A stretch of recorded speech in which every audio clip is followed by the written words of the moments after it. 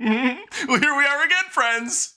Another Disney live-action movie is out the door. It feels like just yesterday, or 2 weeks ago, I was talking about Snow White. But that movie was Snow wrong, and people didn't go out and see it. So Disney said, okay, well, maybe the tea leaves aren't telling us to keep making these. Maybe we should stop and make original content again. And well, while we have Lilo and Stitch, that's a Disney Plus movie that we repurposed for the theaters. We'll see how that one does. And guess what, fam?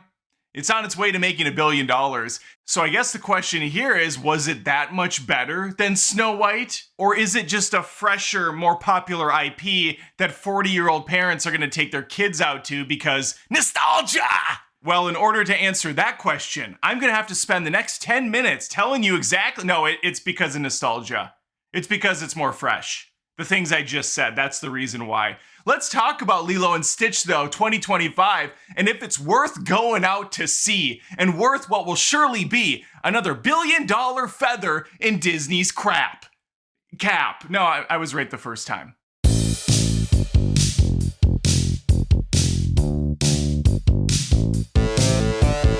If you didn't pick up on some of the jaded cynicisms by now, I am not a big fan, to say the least, of what Disney's been doing with their classic animated films. And by that I mean taking the original beloved animated classic, dusting it off, slapping on a new coat of paint and popping it right back into the theaters, pretending like it's something new and different, when we all know at this point they're basically shot-for-shot remakes with a couple little twists here and there that are almost always worse. They redid Jungle Book, Cinderella, The Lion King, Aladdin, The Little Mermaid, Beauty and the Beast. Some of them you probably don't even know exist. Lady and the Tramp, Pinocchio. Those ones were Disney Plus exclusives. Mulan, Snow White and the Seven Dipshits. And here we are again with Lilo and Shit. And I did not say all of them. There are more than I listed. And we have more on the way.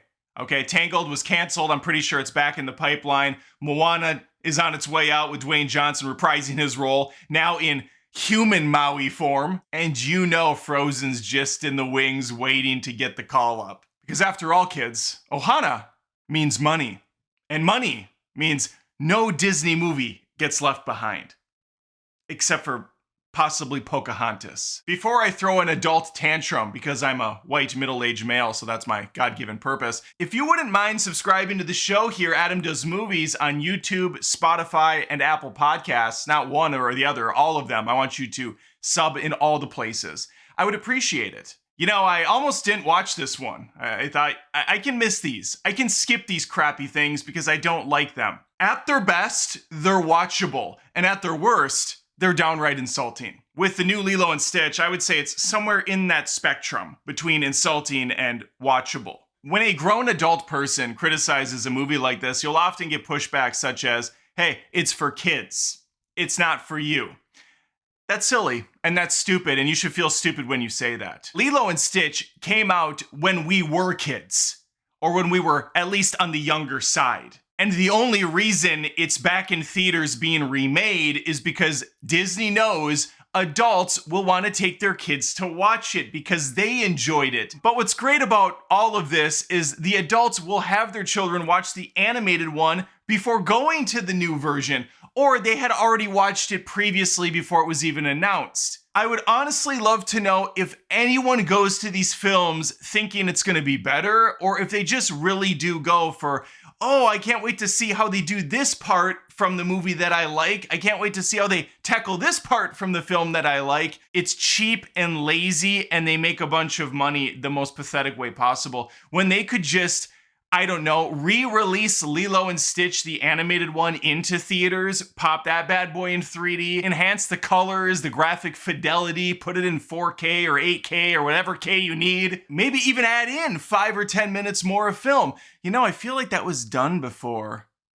Oh yeah, because it was. They did it for Lion King 3D. They did a remastered version of that, which included The Morning Report, a pretty awful inclusion to the movie. Nevertheless, I think it made a bunch of money. It was very successful because people like this stuff. They like the classics. Preamble aside, watching the trailer for this gave me no hope. I was seeing a bunch of comments saying, oh my God, this looks great. This is going to be their best one yet. That bar is very low. I didn't see what they were watching. So I had to know for sure, and I went out and watched this bad boy, and I have to tell you, I still don't know what they were watching. I was in a packed house for this thing.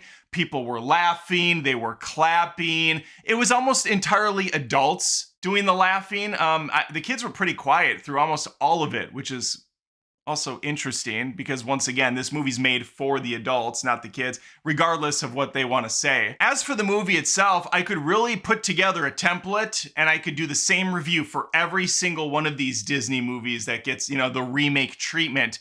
It's soulless, it's lifeless, the color grading is dark for some reason. I did watch it in 3D, so everything was even harder to view. They make dumb changes to characters. They made dumb changes to story. The music's not near as memorable. They remix some of the songs. You know all those Elvis songs that made the original feel so full of life and so different and unique for a Disney film? Pretty much gone completely. But let's get into some details. If you want a review as to whether or not you should go see this, if you're some random stranger coming across my channel for the first time and don't really know me, I feel like we do know each other now based on my bitching. If you have liked the past Disney things that they've put out, you're gonna like this. You don't need to hear me complain about it, okay? You're gonna get exactly what you want. A lot of that same stuff you saw from that super old Lilo and Stitch movie. I'm being sarcastic because the movie holds up impeccably well, like most 2D animated movies do. But yeah, you're gonna get a lot of the same scenes again. It moves relatively quickly. There are a couple of slower down times that aren't like too big of a deal. The movie is longer than the animated one, even though it cuts out a pretty big character and completely ruins a different one. And most of the actors do a very serviceable job. None of them outperform the originals, of course. Why would they? Why would we try to do something better? Lilo and Nani are the central protagonists in this. Nani gets even more to do this time around. I will say the actress, even though not near as thick as the cartoon version, I don't know why that representation's missing, she does a good job. And so does our little Lilo actress. All right, she's unfortunately not holding a candle to what came before, but again, you just take that as a sweeping statement for all of these films. She does a fine job here. A little rough at times with some of the line reads, but she's doing her best considering she's acting with a invisible character in front of her most of the time. And that's going to be our Stitch. Once again voiced by Chris Sanders. And Stitch looks fine. He looks pretty close to the animated one. Not near as much emotion or liveliness to him. But whatever. Pleakley and Jumba are back, but not really. This is where character assassination really comes to light. This is terrible representation of what we had before, especially Jumba, who looks to be played by the Spirit Airlines version of Zach Galifianakis. At least that's what I thought when I was watching in theaters. And then I came home and IMDb'd and found out, oh my God, that was Zach Galifianakis. He lost a good amount of weight. But outside of that, I just couldn't really recognize him because I had the 3D glasses on and the movie was already kind of dim. I just couldn't make him out. Zach Galifianakis, by the way, as Jumbo, doesn't even bother doing the voice. The kind of Russian accent thing he had going that made him incredibly memorable the first time around, that's gone. Now he's just, hey, 626, get back here. Ugh. Since this is on the smaller budgeted side, I believe only having a price tag of $100 million, again, it was supposed to be a Disney Plus movie, much like Moana 2. They had to cut some corners. And the best way to do it is by not having to 3D animate a bunch of different characters. Instead, we'll just give Jumba and Pleakley cloaking devices to look like humans. And so for 90% of the time they're on screen, they're just a couple of silly, wacky dudes. I don't know how the budget works over at Disney. Maybe they also have to pay by the pound because Bubbles, who is this huge, hulking CIA agent, who is now a very small-statured, slender-looking gentleman who doesn't even get to wear a suit. At one point, Lilo says to him, hey, you don't look like a child services person. And all I'm thinking is, yeah, he kind of does. How doesn't he? He's wearing a Hawaiian shirt and some khaki pants. What's the dress code? But they're pulling these lines directly from the animated film. I guess they couldn't think through some of the logistics here. So for the one of you that doesn't know, the story of Lilo and Stitch is simple and wholesome. A super dangerous, super sophisticated alien creature has broke loose and commandeered a space shuttle which takes him to Hawaii. 2 aliens are sent down there to retrieve the creature before it can wreak havoc on the world. But little do they know, this alien, codenamed 626, actually has compassion, actually can feel things other than anger and rage. And this will be proved when he meets a little girl named Lilo and a budding friendship will form. Lilo and Nani are great characters because they lost their parents and Nani is doing everything she can to keep custody of Lilo and try to raise her the best way she can. It's not going well. Lilo's a fantastic character because she's got this dark personality. She's got some anger in her. She doesn't take any guff from others, but she desperately wants a friend. Someone that she can talk to, someone that's not going to belittle her. The new version kind of gets there, but it's not near as impactful as what came before. And no, I cannot possibly just take this movie as a separate thing and pretend like I don't know what the original is, when it's clearly just ripping off itself at the end of the day. That's what Disney's doing. They're ripping themselves off, and then they're paying themselves back. It would be like if Disney painted this beautiful, priceless work of art, and then they made one duplicate that's worth nothing. They put up the priceless one in the museum, the robbers steal it, and then they put up the duplicate later. The robbers come back and go for it again, even though the second time it has absolutely no value. I guess my analogy's a little rough because Disney's not getting anything back for that. They're just losing 2 paintings. But from a consumer standpoint, I guess that's where I'm going. Anyway, I press on. Lilo and Stitch is a PG film. It's an hour and 48 minutes long, plus the 30 minutes of trailers. If you're seeing this at a Regal or an AMC, those big chains like to have about 30 minutes of trailers ahead of time. So your little ones are going to be sitting there for well over 2 hours, which might not be a problem for some that have a handle on their kids. But if you're in the theater I was in, those little fuckers are going to be running up and down the aisle after about 45 minutes. But it's not so much the kids you're going to have to worry about this Memorial Day weekend. It's the adults. You see, because we're going out to watch a movie we already have all seen before, there are very little surprises to be had. Which means the shitheels that don't go out to movies often are gonna treat this like they're back at their house, where they probably watched this same movie a couple weeks ago, busting out their phone after about 15 minutes, checking out what's going on TikTok, because I know this scene by heart. In my instance, about 10 seats down, a couple dipshits kept dropping their phones on the ground. At one point, the girlfriend had to bust out the flashlight to help him look around for it. Where's it at? Have you seen my phone? Yeah, buddy, it's right here. Found it for you.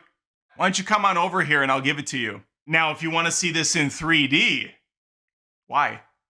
There is no 3D. Nothing about it is 3D. I didn't even know I was buying a 3D ticket until they said glasses are over there.